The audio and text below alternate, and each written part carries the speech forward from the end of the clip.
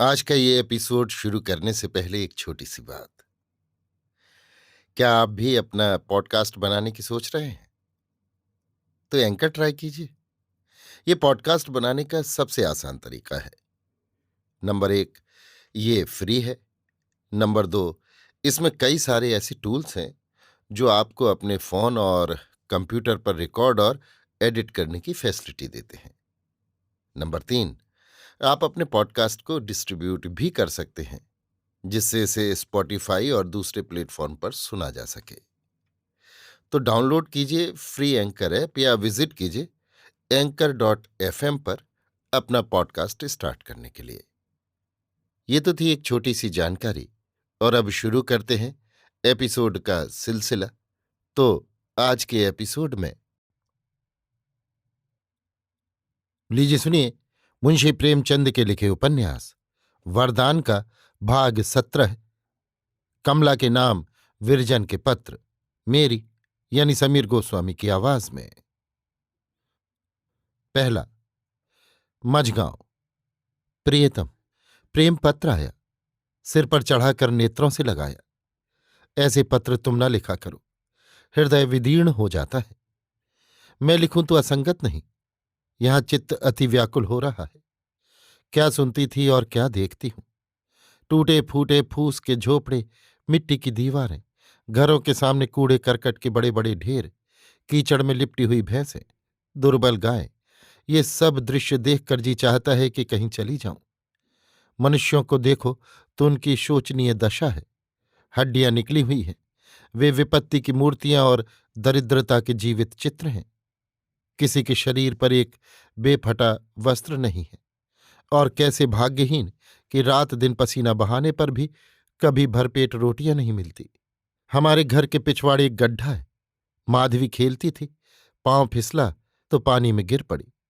यहाँ किंवदंती है कि गड्ढे में चुड़ैलें नहाने आया करती हैं और वे अकारण राह चलने वालों से छेड़छाड़ किया करती हैं। इसी प्रकार द्वार पर एक पीपल का पेड़ है, वहां भूतों का आवास है। गड्ढे का तो बहुत भय नहीं, परंतु इस पीपल का त्रास सारे गांव के हृदय पर ऐसा छाया हुआ है कि सूर्यास्त ही से मार्ग बंद हो जाता है। बालक और स्त्रियां तो उधर पैर ही नहीं रखते। हाँ, अकेले दुकेले पुरुष कभी कभी चले जाते हैं, पर वे भी घबराए हुए। ये दो स्थान मानो उन निकृष्ट जीवों के केंद्र हैं। इनके अतिरिक्त सैकड़ों भूत चुड़ैल भिन्न भिन्न स्थानों के निवासी पाए जाते हैं।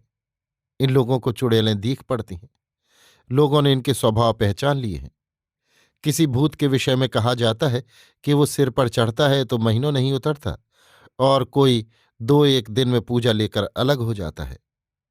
गांव वालों में इन विषयों पर इस प्रकार वार्तालाप होता है मानो ये प्रत्यक्ष घटनाएं हैं। यहां तक सुना गया है कि चुड़ैलें भोजन पानी मांगने भी आया करती हैं। उनकी साड़ियां प्रायः बगुले के पंख की भांति उज्ज्वल होती हैं, और वे बातें कुछ कुछ नाक में करती हैं। हाँ, गहनों का प्रचार उनकी जाति में कम है। उन्हीं स्त्रियों पर उनके आक्रमण का भय रहता है जो बनाव श्रृंगार किए, रंगीन वस्त्र पहने, अकेले उनकी दृष्टि में पड़ जाएं। फूलों की बास उनको बहुत भाती है। संभव नहीं कि कोई स्त्री या बालक रात को अपने पास फूल रखकर सोवे। भूतों के मान और प्रतिष्ठा का अनुमान बड़ी चतुराई से किया गया है। जोगी बाबा आधी रात को काली कमरिया ओढ़े, खड़ाऊ पर सवार, गांव के चारों ओर भ्रमण करते हैं और भूले भटके पथिकों को मार्ग बताते हैं। साल में एक बार उनकी पूजा होती है। वो अब भूतों में नहीं, वरन देवताओं में गिने जाते हैं। वो किसी भी आपत्ति को यथाशक्ति गांव के भीतर पग नहीं रखने देते। इनके विरुद्ध धोबी बाबा से गांव भर थर्राता है। जिस वृक्ष पर उनका वास है, उधर से यदि कोई दीपक जलने के पश्चात निकल जाए तो उसके प्राणों की कुशलता नहीं। उन्हें भगाने के लिए 2 बोतल मदिरा काफी है। उनका पुजारी मंगल के दिन उस वृक्ष के तले गांजा और चरस रखाता है। एक लाला साहब भी भूत बन बैठे हैं। ये महाशय पटवारी थे। उन्हें कई पंडित असामियों ने मार डाला था। उनकी पकड़ ऐसी गहरी है कि प्राण लिए बिना नहीं छोड़ती। कोई पटवारी यहां 1 वर्ष से अधिक नहीं जीता। गांव से थोड़ी दूर पर एक पेड़ है, उस पर मौलवी साहब निवास करते हैं। वो बेचारे किसी को नहीं छोड़ते। हाँ, बृहस्पति के दिन पूजा न पहुंचाई जाए तो बच्चों को छेड़ते हैं। कैसी मूर्खता है, कैसी मिथ्या शक्ति है। ये भावनाएं इनके हृदय पर वज्रलीक हो गई हैं। बालक बीमार हुआ कि भूत की पूजा होने लगी। खेत खलिहान में भूत का भाग, ब्याह आदि में भूत का भाग, जहां देखिए भूत ही भूत दिखते हैं। यहां न देवी है न देवता, भूतों ही का साम्राज्य है। यमराज यहां चरण नहीं रखते, भूत ही जीवहरण करते हैं।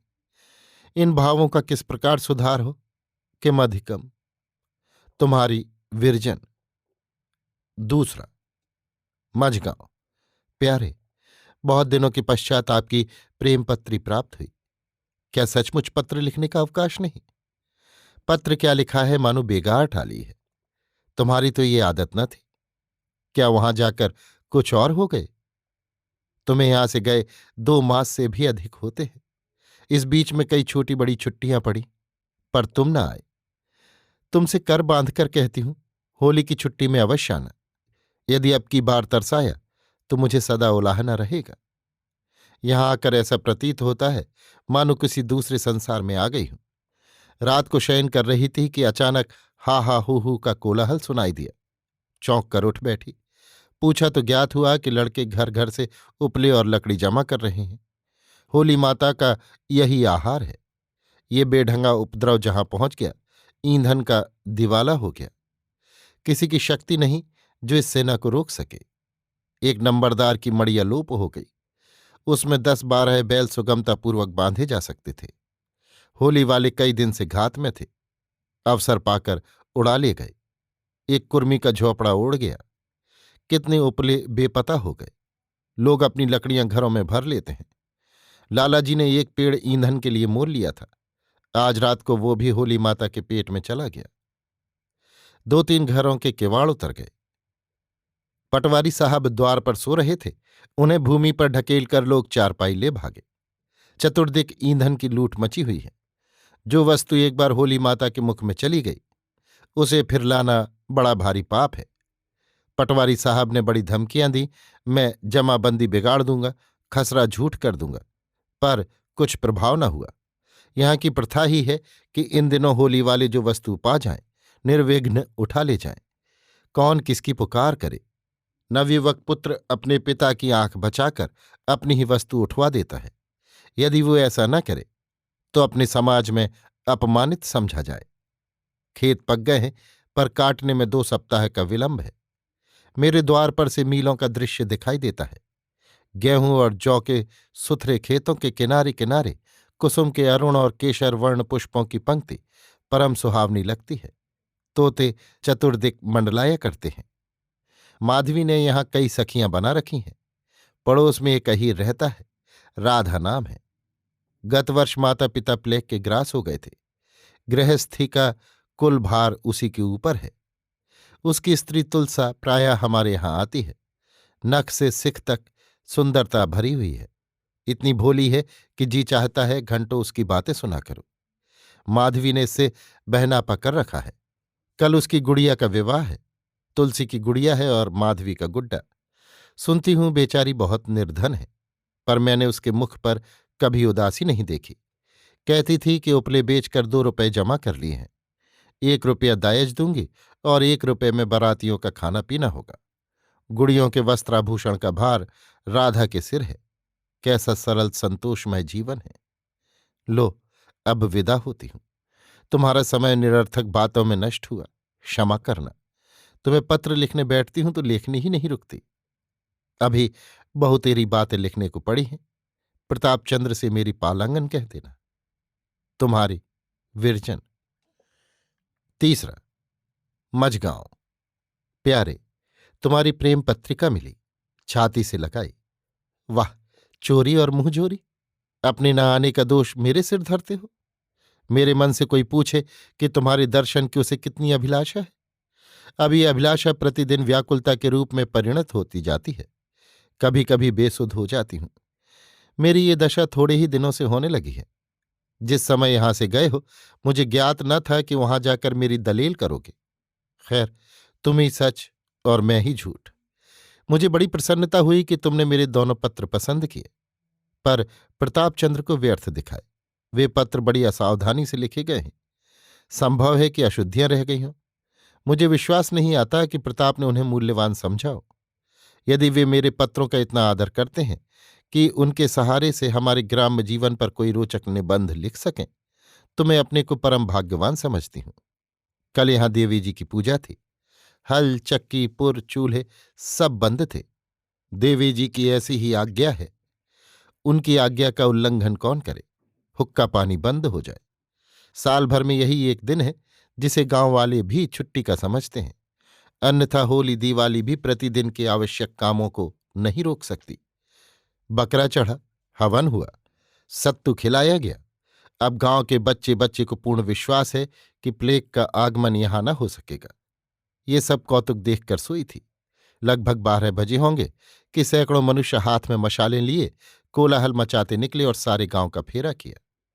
इसका ये अर्थ था कि इस सीमा के भीतर बीमारी पैर न रख सकेगी।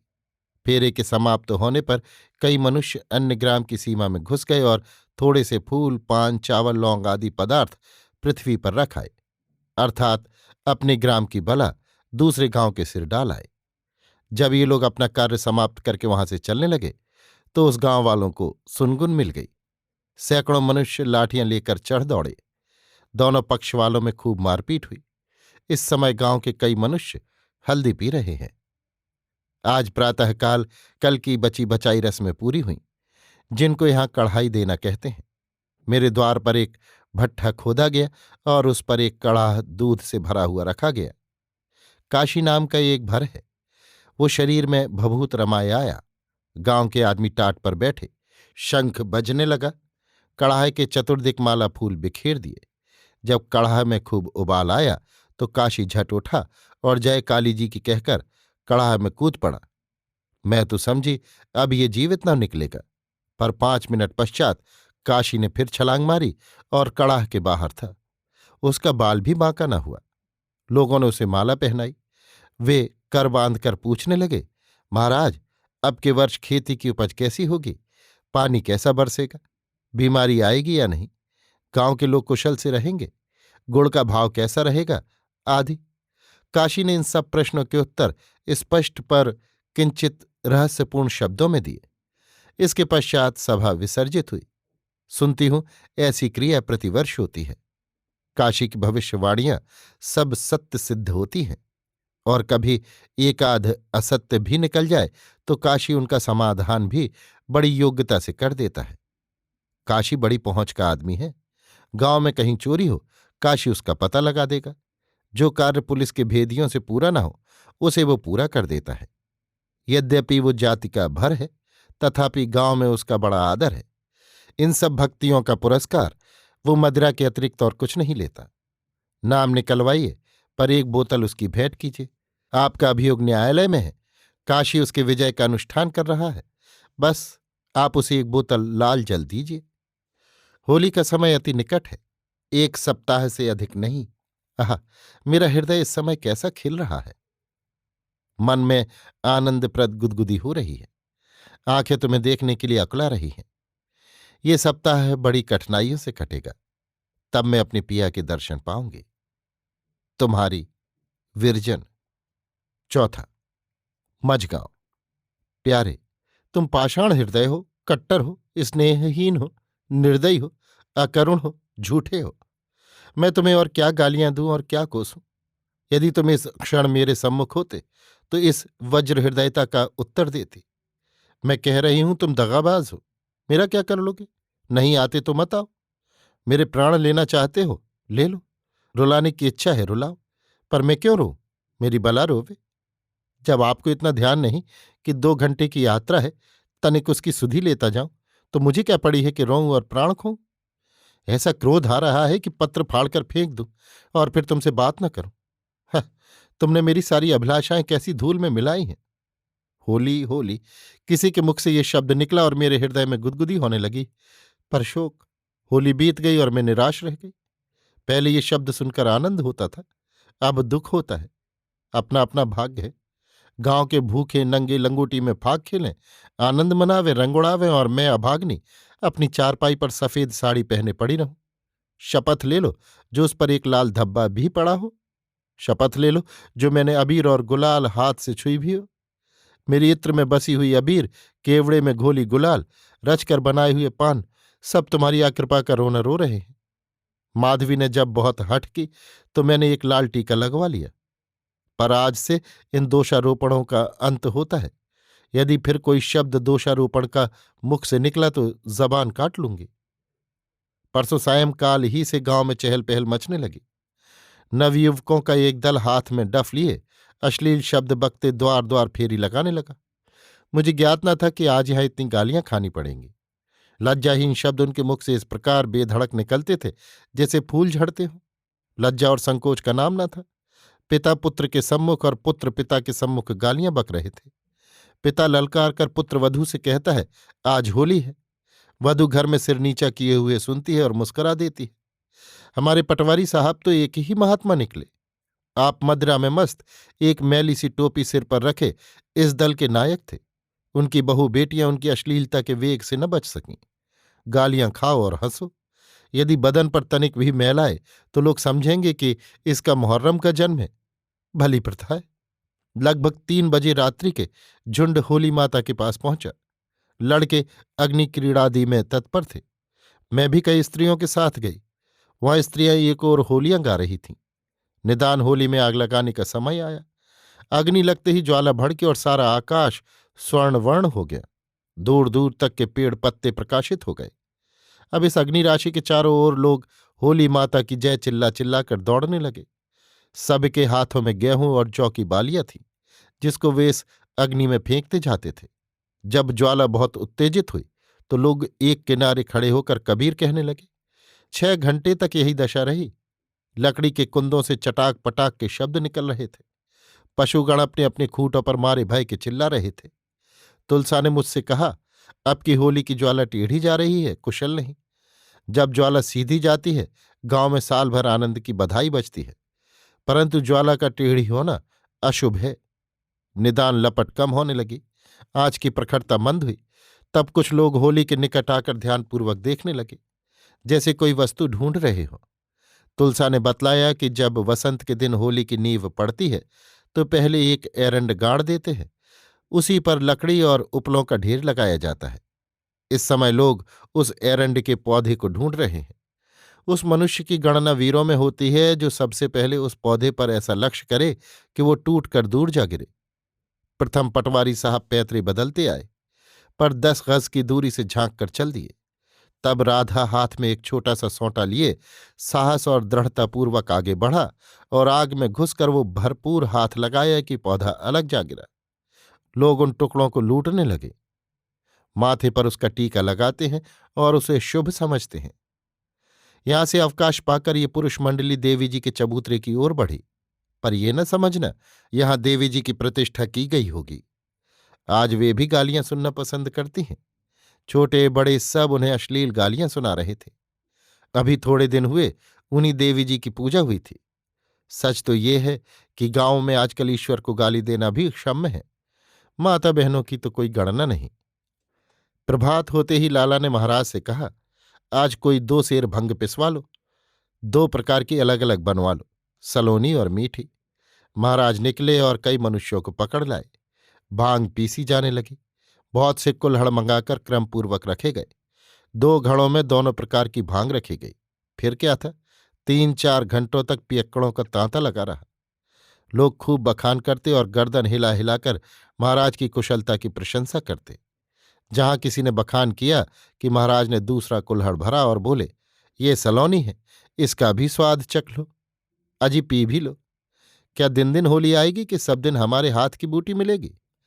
इसके उत्तर में किसान ऐसी दृष्टि से ताकता था मानो किसी ने उसे संजीवन रस दे दिया हो और एक की जगह 3-3 कुल्हड़ चट कर जाता। पटवारी के जामाता मुंशी जगदम्बा प्रसाद साहब का शुभागमन हुआ है। आप कचहरी में अरायज नवीस हैं। उन्हें महाराज ने इतनी पिला दी कि आप इसे बाहर हो गए और नाचने कूदने लगे। सारा गांव उनसे पदोरी करता था। एक किसान आता है और उनकी ओर मुस्कुराकर कहता है, तुम यहाँ ठाड़ी हो, घर जाके भोजन बनाओ, हम आवत हैं। इस पर बड़े जोर की हंसी होती है। काशी भर मद में माता हुआ लठ कंधे पर रखे आता और सभा स्थित जनों की ओर बनावटी क्रोध से देखकर गरजता है, महाराज, ये अच्छी बात नहीं है कि तुम हमारी नई बहुरिया से मजा लूटत हो। ये कहकर मुंशी जी को छाती से लगा लेता है। मुंशी जी बेचारे छोटे कद के मनुष्य इधर उधर फड़फड़ाते हैं, पर नक्कार खाने में तूती की आवाज कौन सुनता है। कोई उन्हें प्यार करता है और गले लगाता है। दोपहर तक यही छेड़छाड़ हुआ कि तुलसा अभी तक बैठी हुई थी। मैंने उससे कहा, आज हमारे यहां तुम्हारा न्योता है, हम तुम संग खाएंगी। ये सुनती ही महाराजन 2 थालियों में भोजन परोस कर लाई। तुलसा इस समय खिड़की की ओर मुंह करके खड़ी थी। मैंने जो उसको हाथ पकड़कर अपनी ओर खींचा तो उसे अपनी प्यारी प्यारी आंखों से मोती के सोने बिखेरते हुए पाया। मैं उसे गले लगाकर बोली, सखी, सच सच बतला दो, क्यों रोती हो? हमसे कोई दुराव मत रखो। इस पर वो और भी सिसकने लगी। जब मैंने बहुत हठ की तो उसने सिर घुमाकर कहा, बहन, आज प्रातःकाल उन पर निशान पड़ गया, ना जाने उन पर क्या बीत रही होगी। ये कहकर वो फूट फूट कर रोने लगी। ज्ञात हुआ कि राधा के पिता ने कुछ ऋण लिया था, वो अभी तक चुका न सका था। महाजन ने सोचा कि इसे हवालात ले चलूं तो रुपए वसूल हो जाएं। राधा कन्नी काटता फिरता था। आज द्वेषियों को अवसर मिल गया और वे अपना काम कर गए। शोक, मूलधन 20 रुपए से अधिक न था। प्रथम मुझे ज्ञात होता तो बेचारी पर त्योहार के दिन ये आपत्ति न आने पाती। मैंने चुपके से महाराज को बुलाया और उन्हें 20 रुपए देकर राधा को छुड़ाने के लिए भेजा। उस समय मेरे द्वार पर एक टाट बिछा दिया गया था। लालाजी मध्य में कालीन पर बैठे थे। किसान लोग घुटने तक धोतियां बांधे, कोई कुर्ता पहने, कोई नग्नदेह, कोई सिर पर पगड़ी बांधे और कोई नंगे सिर मुख पर अबीर लगाए।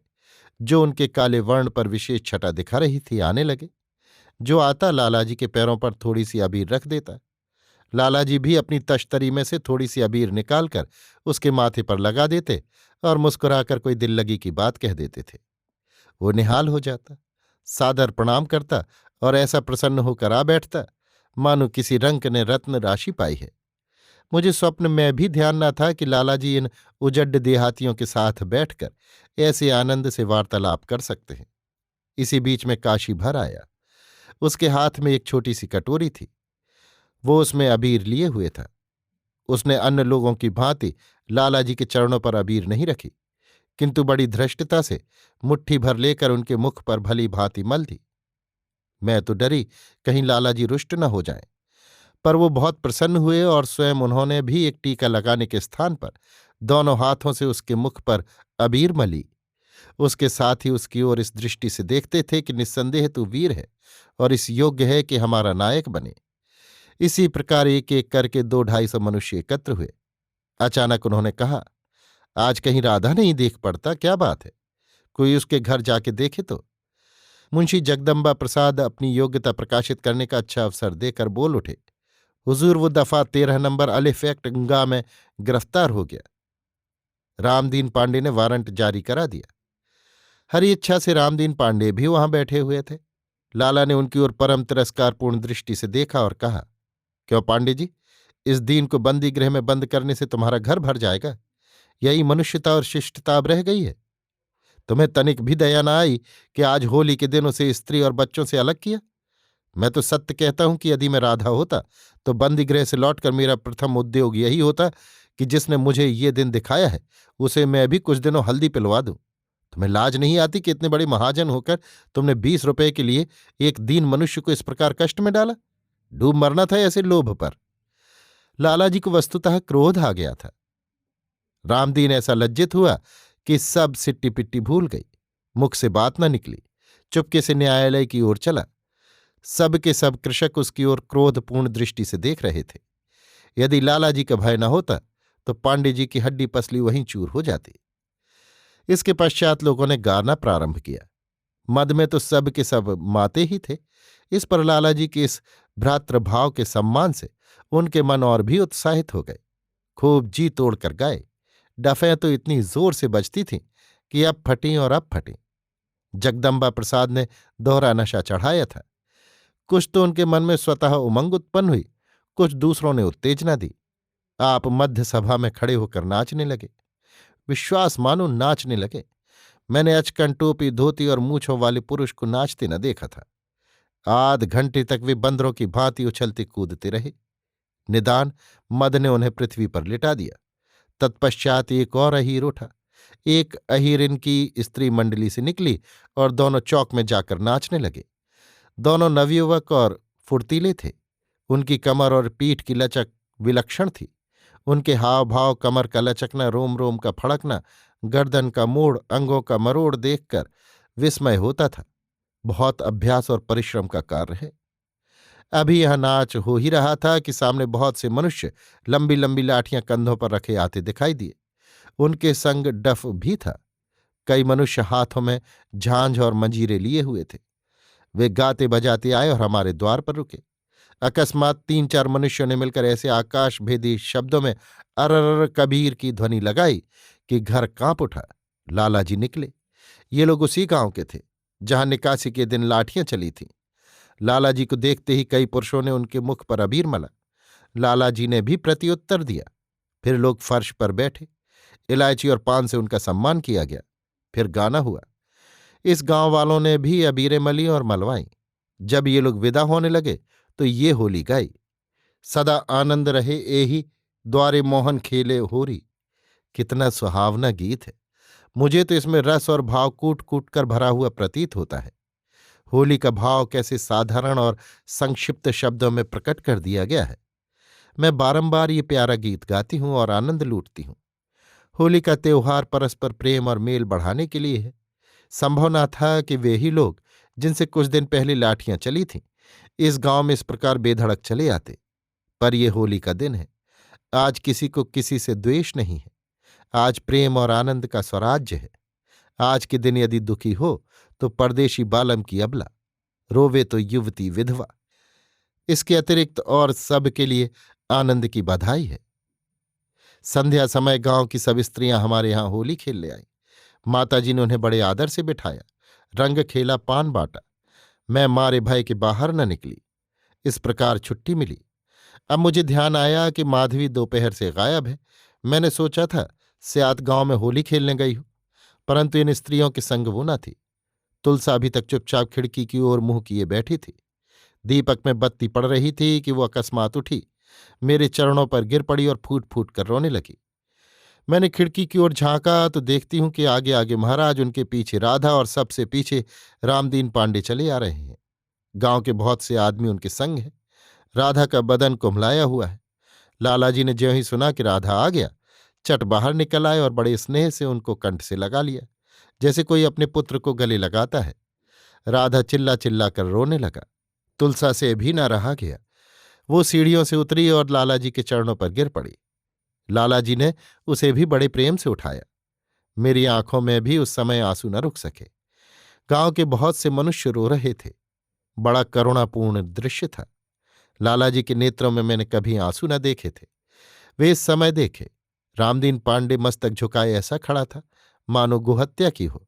उसने कहा, मेरे रुपए मिल गए, पर इच्छा है इनसे तुलसा के लिए गाय ले लूं। राधा और तुलसा दोनों अपने घर गए, परंतु थोड़ी देर में तुलसा माधवी का हाथ पकड़े हंसती हुई मेरे घर आई और बोली, इनसे पूछा ही अब तक कहाँ थी? मैं, कहाँ थी? दोपहर से गायब हो? माधवी, यहीं तो थी। मैं, यहां कहाँ थी? मैंने तो दोपहर से नहीं देखा। सच सच बता दो, मैं रुष्ट न होंगी। माधवी, तुलसा के घर तो चली गई थी। मैं, तुलसा तो यहां बैठी है, वहां अकेली क्या सोती रही? तुलसा हंसकर, सोती काहे को, जागती रही, भोजन बनाती रही, बर्तन चौका करती रही।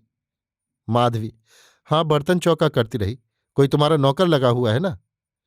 ज्ञात हुआ कि जब मैंने महाराज को राधा को छुड़ाने के लिए भेजा था, तब से माधवी तुलसा के घर भोजन बनाने में लीन रही। उसके किवाड़ खोले, यहां से आटा, घी, शक्कर सब ले गई। आग जलाई और पूड़ियां, कचौड़ियां, गुलगुले और मीठे समोसे सब बनाए। उसने सोचा था कि मैं ये सब बनाकर चुपके से चली जाऊंगी। जब राधा और तुलसा जाएंगे तो विस्मित होंगे कि कौन बना गया। पर स्यात विलंब अधिक हो गया और अपराधी पकड़ लिया गया। देखा कैसी सुशीला बाला है। अब विदा होती हूं। अपराध क्षमा करना। तुम्हारी चेरी हूं। जैसे रखोगे वैसे रहूंगी। ये अबीर और गुलाल भेजती हूं। ये तुम्हारी दासी का उपहार है। तुम्हें हमारी शपथ, मिथ्या सभ्यता के उमंग में आकर इसे फेंक न देना, नहीं तो मेरा हृदय दुखी होगा। तुम्हारी विरजन। 5वां। मझगांव। प्यारे, तुम्हारे पत्र ने बहुत रुलाया। अब नहीं रहा जाता। मुझे बुला लो। एक बार देख कर चली आऊंगी। सच बताओ, यदि मैं तुम्हारे यहां आ जाऊं तो हंसी तो ना उड़ाओगे? ना जाने मन में क्या समझोगे। पर कैसे आऊं? तुम लाला जी को लिखो। खूब। वे कहेंगे ये नई धुन समाई है। कल चारपाई पर पड़ी थी। भोर हो गई थी। शीतल मंद पवन चल रही थी कि स्त्रियों के गाने का शब्द सुनाई पड़ा। स्त्रियां अनाज का खेत काटने जा रही थीं। झांक कर देखा तो 10-10, 12-12 स्त्रियों का एक एक गोल था। सबके हाथों में हंसिया, कंधों पर गठियां बांधने की रस्सी और सिर पर भुने हुए मटर की छबड़ी थी। ये इस समय जाती हैं, कहीं 12 बजे लौटेंगे। आपस में गाती, चुहलें करती चली जाती थी।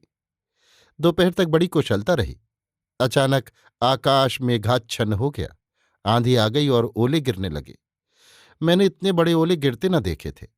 आलू से बड़े, और ऐसी तेजी से गिरे जैसे बंदूक से गोली। क्षण भर में पृथ्वी पर 1 फुट ऊंचा बिछावन बिछ गया। चारों तरफ से कृषक भागने लगे। गायें, बकरियां, भेड़ें सब चिल्लाती हुई पेड़ों की छाया ढूंढती फिरती थी। मैं डरी कि न जाने तुलसा पर क्या बीती। आंख फैला कर देखा तो खुले मैदान में तुलसा, राधा और मोहनी गाय दीख पड़ी। तीनों घमासान ओले की मार में पड़े थे। तुलसा के सिर पर एक छोटी सी टोकरी थी और राधा के सिर पर एक बड़ा सा गट्ठा।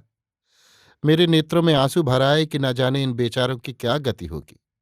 अकस्मात एक प्रखर झोंके ने राधा के सिर से गट्ठा गिरा दिया। गट्ठे का गिरना था कि चट तुलसा ने अपनी टोकरी उसके सिर पर औंधा दी। ना जाने उस पुष्प ऐसे सिर पर कितने ओले पड़े। उसके हाथ कभी पीठ पर जाते, कभी सिर सहलाते। अभी 1 सेकंड से अधिक ये दशा न रही होगी कि राधा ने बिजली की भांति लपक कर गट्ठा उठा लिया और टोकरी तुलसा को दे दी। कैसा घना प्रेम है! अनर्थकारी दुर्दैव ने सारा खेल बिगाड़ दिया। प्रातःकाल स्त्रियां गाती हुई जा रही थीं। संध्या को घर घर शोक छाया हुआ था। कितनों के सिर लहूलुहान हो गए थे, कितने हल्दी पी रहे हैं। खेती सत्यानाश हो गई। अनाज बर्फ के तले दब गया। ज्वर का प्रकोप है। सारा गांव अस्पताल बना हुआ है। काशी भर का भविष्य प्रवचन प्रमाणित हुआ। होली की ज्वाला का भेद प्रकट हो गया। खेती की ये दशा और लगान उगाही जा रही है। बड़ी विपत्ति का सामना है। मारपीट, गाली, अपशब्द सभी साधनों से काम लिया जा रहा है। दिनों पर ये देवी कोप। तुम्हारी विरजन। 6वां। मझगांव। मेरे प्राणाधिक प्रियतम, पूरे 15 दिन के पश्चात तुमने विरजन की सुधि ली। पत्र को बारंबार पढ़ा। तुम्हारा पत्र रुलाए बिना नहीं मानता। मैं यों भी बहुत रोया करती हूं।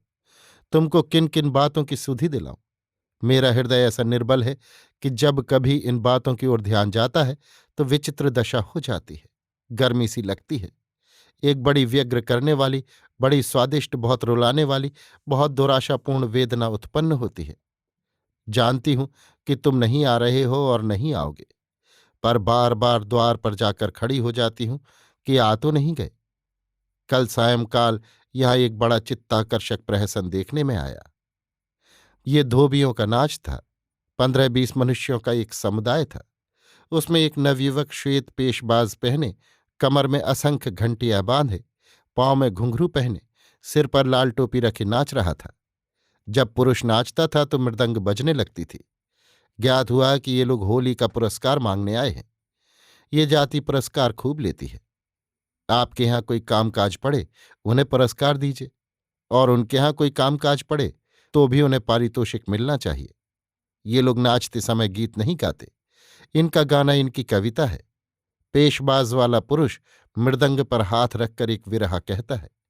दूसरा पुरुष सामने से आकर उसका प्रत्युत्तर देता है और दोनों तत्क्षण ये विरहा रचते हैं।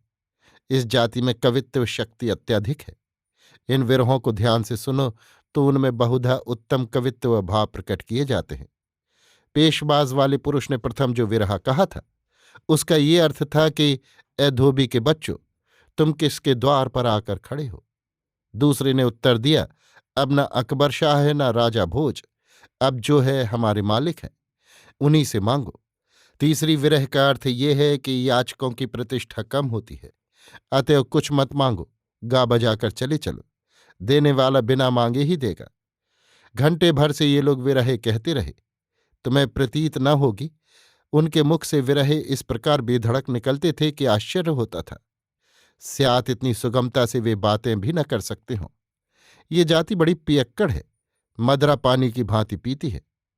विवाह में मदरा, गौने में मदरा, पंचायत में मदरा, पूजा पाठ में मदरा, पुरस्कार मांगेंगे तो पीने के लिए, धुलाई मांगेंगे तो ये कहकर के आज पीने के लिए पैसे नहीं हैं।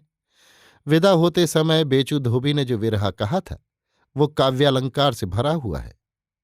तुम्हारा परिवार इस प्रकार बढ़े जैसे गंगा जी का जल, लड़के फले फूले जैसे आम का बौर, मालकिन का सुहाग सदा बना रहे जैसे दूब की हरियाली। कैसी अनोखी कविता है। तुम्हारी विरजन। 7वां। मझगांव। प्यारे, एक सप्ताह तक चुपचाप रहने की क्षमा चाहती हूं। मुझे इस सप्ताह में तनिक भी अवकाश न मिला।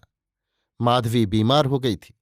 पहले तो कुनैन की कई पुड़ियां खिलाई गईं, पर जब इससे लाभ न हुआ और उसकी दशा और भी बुरी होने लगी तो देहलू राय वैद्य बुलाए गए। कोई 50 वर्ष की आई होगी। नंगे पांव, सिर पर एक पगड़ी बांधे, कंधे पर अंगूछा रखे, हाथ में मोटा सा सोटा लिए द्वार पर आकर बैठ गए। घर के बड़े जमींदार हैं, पर किसी ने उनके शरीर पर मिर्जई तक नहीं देखी। उन्हें इतना अवकाश ही नहीं कि अपने शरीर पालन की ओर ध्यान दें। इस मंडल में 8-10 कोस तक लोग उन पर विश्वास करते हैं। ना वे हकीम को जाने न डॉक्टर को। उनके हकीम डॉक्टर जो कुछ है वे देहलू राय हैं। संदेशा सुनते ही आकर द्वार पर बैठ गए। डॉक्टरों की भांति नहीं कि प्रथम सवारी मांगेंगे, वो भी तेज जिसमें उनका समय नष्ट न हो।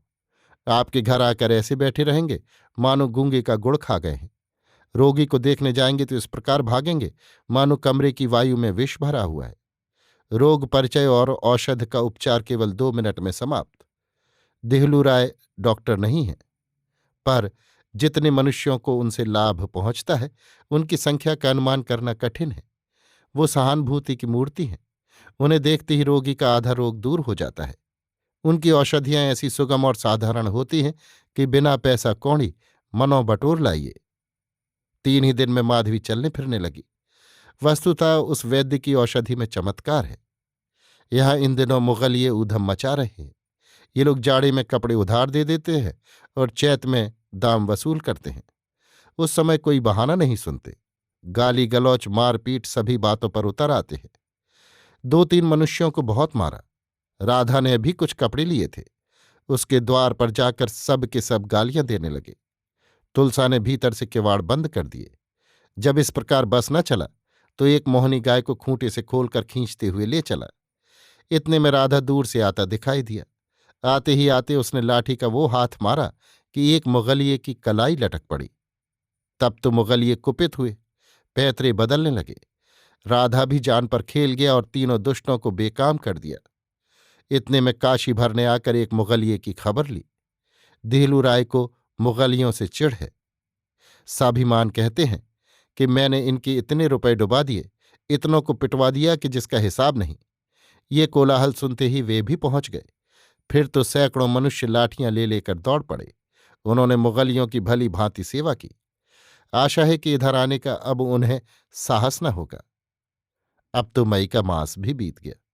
क्या अभी छुट्टी नहीं हुई? रात दिन तुम्हारे आने की प्रतीक्षा है। नगर में बीमारी कम हो गई है। हम लोग बहुत शीघ्र यहां से चले जाएंगे। शोक, तुम इस गांव की सैर न कर सकोगे। तुम्हारी विरजन।